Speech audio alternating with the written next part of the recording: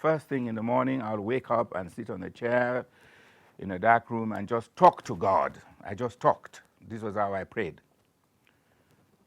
I would talk to God and ask Him to look after me, to provide the wherewithal, all my necessities, and I will end up by saying, "Oh God, if it pleases you, use me as an instrument for the glory of your name and the betterment of mankind." This was my prayer for 2 years. One morning, after altering these words, I saw the room was filled with light. It was not electricity light, a different kind of light.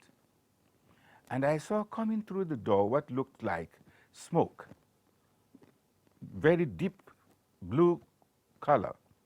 The smoke came through the door, moved in front of me, and gathered itself into a live lion.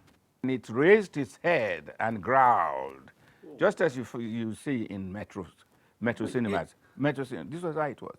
And in front. Were you scared? No, I was not scared. I was seated there, and with my eyes closed, I saw this. And right in front of me, suspended in the air, was the word joy, J-O-Y. This vision lasted for about 3 minutes, the first in my life ever. I didn't know what it was. I didn't know what it was at all until two years later. 2 years later, I went to the Christmas Eve service, being president of the SAGB. And the Christmas story was again narrated by the priest, a woman then, Ursula Roberts. She's now dead.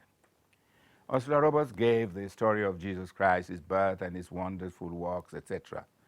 And then she said, "And do you know, there is a young man living in India today who is doing exactly what Jesus did 2,000 years ago. His name is Sai Baba." This was the first time I heard the name Sai Baba.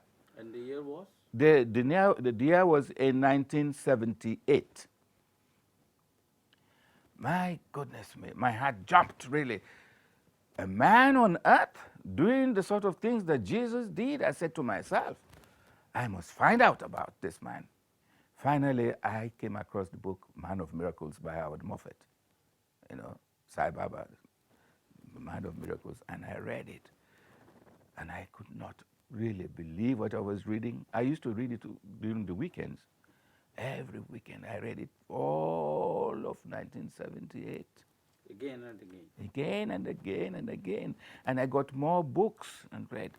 And then finally, February 1980, I prayed. Because I had read that if you prayed to Baba, he would hear you and respond. I prayed to him directly. This was about 11 o'clock, 11 p.m. Night. I said, "Oh, Sai Baba, I don't know you. But from what I have read and from what I have been told, I have no doubt whatsoever that you are God incarnate. My wife and I would like to be your devotees. If you accept us, please give me a sign." These were the exact words, I'm quoting them. And I'll never forget these words. 11 o'clock, I went to bed. 2:30 a.m., I woke up from my bed, really perspiring and shivering. Because Sai Baba, this man, had come to our healing room and sat on the healing table. And when I saw him, when I turned and saw him, I was afraid. I cried for help.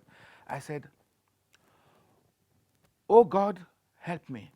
Oh Jesus, help me. Sai Baba, help me." Then I woke up. In other words, from 11 p.m. to 2:30 a.m., within a few hours, Sai Baba, whom I had asked to accept us as his devotees, responded immediately. It was Baba himself who called me, who fished me out of the mud. I didn't know him at all, never had him. And yet he located me and brought me to his fold. So this was how I came to Baba. It was he who called me, really.